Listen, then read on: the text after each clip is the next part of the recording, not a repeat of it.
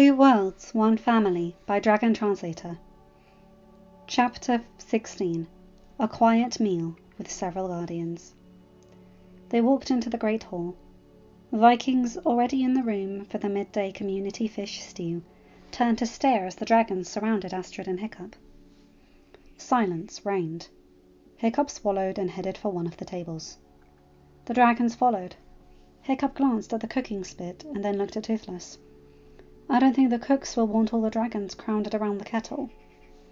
Before Toothless could respond, Gyda and Frostfire on her back and Palewing in her arms entered the hall. Hiccup watched her glance around and frowned when she spotted them. She headed over. Are you okay, Hiccup? She asked. Hiccup blinked. Why are you asking me that? Gyda tilted her head towards the dragons. They seem to be mad about something. Astrid is not letting you out of her sight, but is keeping an eye on the door. And my son came in here with you. You're not mad at him, are you? Gyda smiled. I trust my children, Hiccup. She stared at Hiccup, eyebrow raised. Did someone threaten you? Dog's breath, Toothless said before Hiccup could respond. Gyda frowned. I see. She looked over at the cooking spit and then back at the dragons. Palewing, would you? She asked. Yes, Mama Gyda. Hiccup blinked when Palewing hopped out of Gyda's arms and then quickly crawled up Astrid's back. Astrid, to her credit, did not move, and just blinked. Gyda turned to Toothless and held up her hand. Hiccup gasped as lightning crackled around her fingers like a sparkling snake.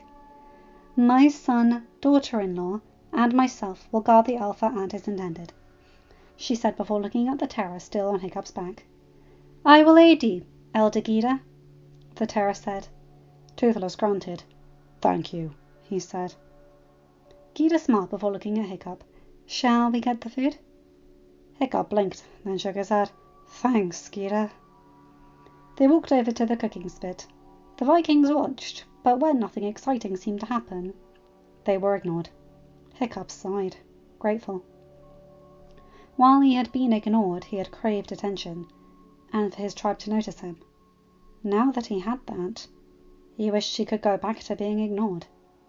Everything he did seemed to cause a spectacle, especially now that the dragons declared him their alpha. They got their food and returned to the dragons. Hiccup frowned. Wait, you all need to eat too, he said. We will after you do, brother, Toothless said. You're sure? You're sure? We're sure, Hugfang said.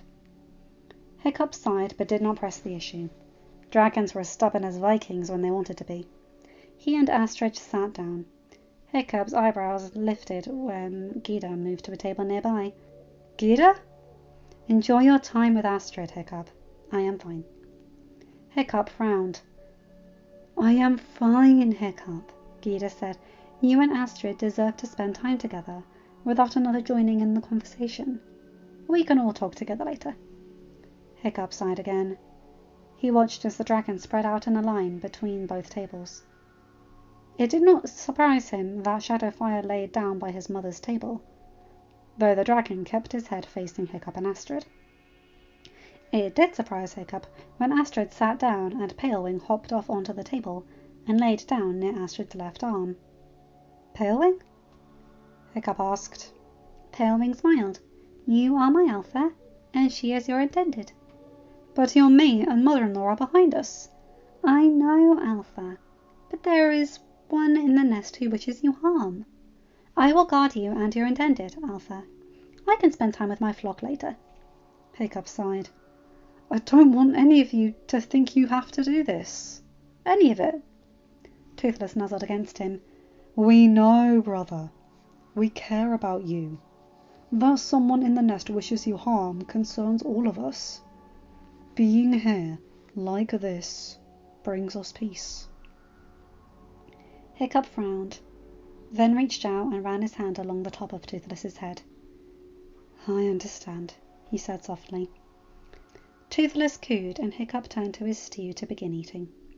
He noted Astrid started eating as well, and silence fell for several heartbeats, until Astrid frowned and set her tankard down. Hiccup, she began softly. You stood in front of that nightmare like it was nothing. How do you know he wouldn't hurt you while he was in pain? I didn't. I hoped he wouldn't. I hoped he'd remember me. But I didn't know what he'd do. Astrid's brow furrowed and her eyes narrowed. You're going to do that often, aren't you? Hiccup looked away. One day, and he had managed to mess up the one thing he wanted to go perfectly. He could tell Astrid was annoyed. He was certain she was rethinking her decision, and Hiccup braced himself, knowing she would ask to dissolve the courtship. She would see him jumping in help. An injured and potentially dangerous dragon might be a bit too much. He startled when Astrid slipped her right hand into his left one. Look at me. Please. Hiccup lifted his gaze slowly. I'm not going anywhere. I just want to help you. I want you to tell me what's going on in that brain of yours. I want to know you, Hiccup. I can't do any of that if you don't let me. Hiccup sighed. That might take a while, Astrid, he said softly, giving her as much of an opening to step back as he could. I've done so much on my own for so long. Like you told Toothless, you're not alone anymore. Hiccup looked down at his bowl. He felt Astrid tug on his hand sharply. He looked up in time to see her lean closer. You'll never be alone again, Hiccup, she whispered before placing a soft kiss to his lips. Hiccup returned the kiss and smiled when she pulled away to stare at him. I promise, he whispered, to try and include you more. Astrid smiled. That's all I ask. Meatlug, there you are! I was so worried when you didn't come home for the midday meal. Wait, why are all the dragons with you, Hiccup? Still don't know how he doesn't pass out, Thoughtfire muttered to Shadowfire. Shadowfire snorted softly as Fishlegs, Snotlout and the twins walked over. Dog's breath threatened Alpha, Meatlug said, answering Fishlegs. All the teens paused. Snotlout looked towards Hookfang. I wondered why you rushed out of the plaza. He turned to Hiccup. If I'd have known, cuz, I'd back him off for you. Thanks, Hiccup said, then glanced at Astrid, who shrugged. It surprised Hiccup that Snotlout had yet to say anything about him and Astrid courting. A multitude of Vikings saw Hiccup and Astrid in the plaza yesterday. The twins knew for Thor's sake. To Hiccup that meant everyone on Bug and possibly beyond knew about it now. The twins were not known for keeping other people's secrets well. Somehow, some way, Snotlout seemed to not know, as Astrid was certain Snotlout would not let the matter pass in peace. Snotlout had fixated upon Astrid ever since he learned a 13-year-old Hiccup fancied her. Wait, what's all this about? Snotlout demanded. Why are you holding Astrid's hand? Hey, that's right, Ruff said. I forgot. Hiccup and Astrid are courting now. Everyone in the room turned when Snotlout shouted, What? Why? Ow! Toothless hissed. Snotlout, not the ears. Sorry, Toothless, but why, Astrid? What about us? There was never an us. But... No, Snotlout, Astrid said, her voice granite. Hiccup and I are courting each other. I think I lost my appetite, Snotlout said. Come on, Hooky, we're leaving. Yo, cuz, if Dog's Breath comes after you, let me know. I'll deal with him.